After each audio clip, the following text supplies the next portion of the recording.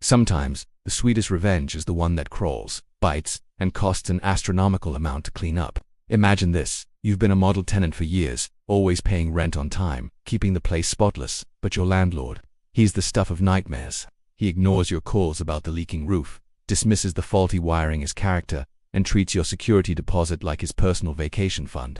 This is the story of Thomas, a man pushed to his absolute limit, and the six-legged army he unleashed to reclaim his peace of mind. Thomas wasn't a troublemaker. He was a quiet software engineer who just wanted a peaceful place to live. For 3 years, he'd put up with Mr. Henderson's negligence. The final straw was onto the broken heater in the dead of winter or the mold spreading in the bathroom.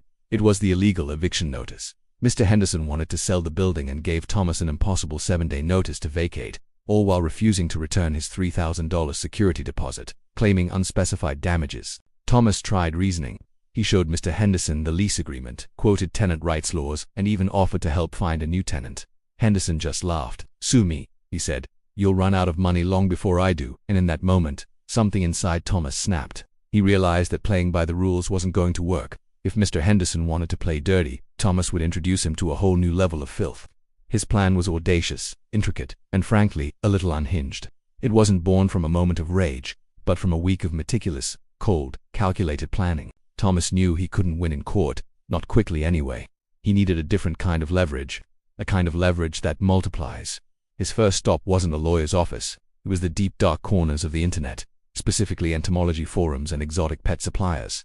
He began researching not just any ants, but the most invasive, resilient, and notoriously difficult to eradicate species he could find. He learned about their nesting habits, their dietary preferences, and their uncanny ability to find every single crack and crevice in a building structure. His search led him to 3 prime candidates: the Argentine ant, famous for creating massive supercolonies; the Pharaoh ant, notorious for budding into new colonies when threatened; and for the grand finale, the carpenter ant, which doesn't just infest a home, it literally eats it from the inside out.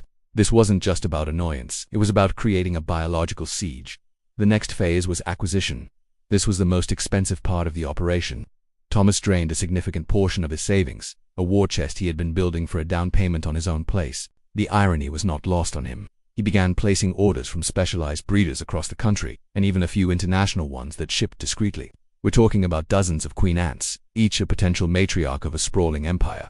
He ordered thousands upon thousands of worker ants, brood chambers teeming with eggs and larvae, all carefully packaged in escape-proof containers. The total cost was staggering, inching closer and closer to that $50,000 mark. His apartment started to look less like a home and more like a mad scientist's laboratory. Vials, containers, and terrariums filled his spare room, a silent, buzzing testament to his commitment. He told curious delivery drivers it was for a large-scale university research project. It wasn't entirely a lie. He was certainly conducting an experiment in justice. With his 6-legged army assembled and his move-out date looming, it was time for deployment.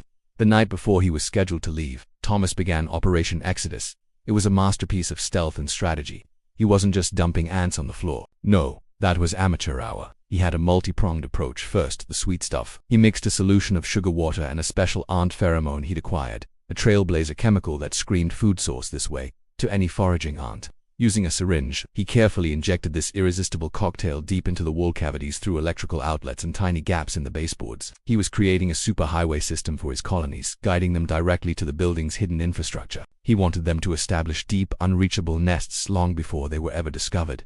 Next came the primary colonies.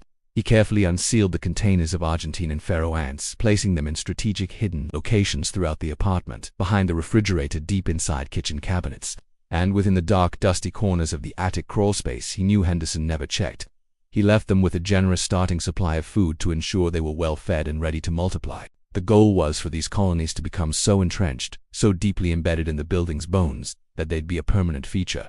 Finally, the main event, the carpenter ants. These were the heavy artillery. Thomas knew they were attracted to damp wood. He took a water sprayer and generously misted the wooden beams in the attic and the subfloor under the bathroom where a slow leak had been festering.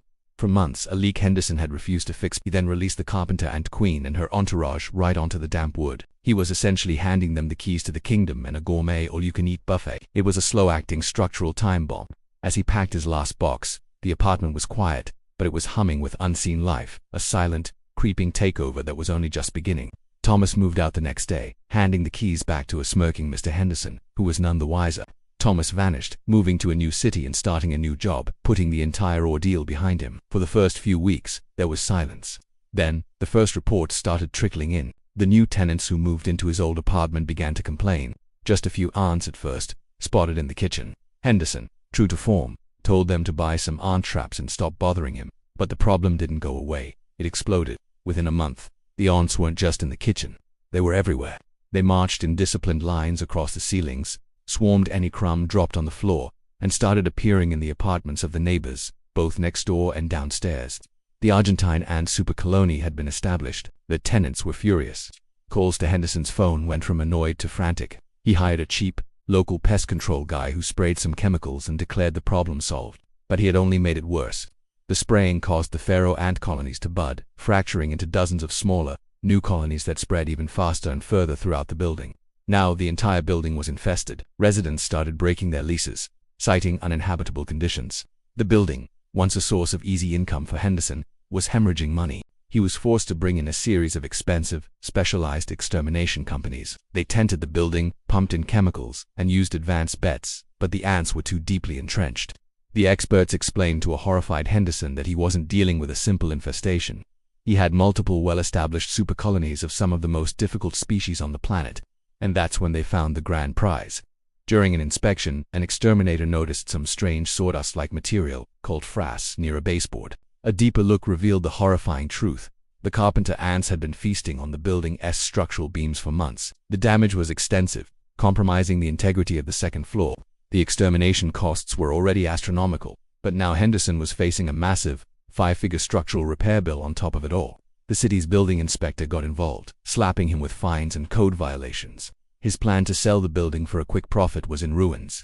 No one would buy a building that was literally being eaten from the inside out. Faced with financial ruin, lawsuits from former tenants, and a building that was basically worthless, Henderson was forced to sell at a catastrophic loss to a development company that planned to demolish it anyway.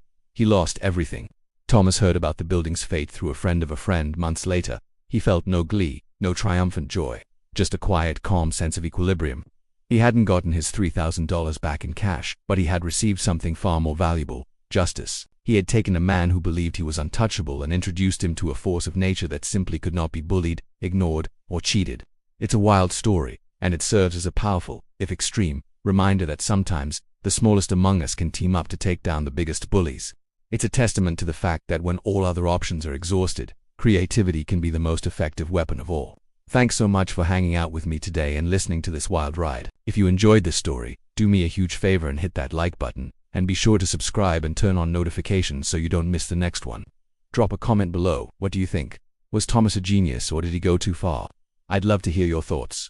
Until next time, stay curious and stay safe.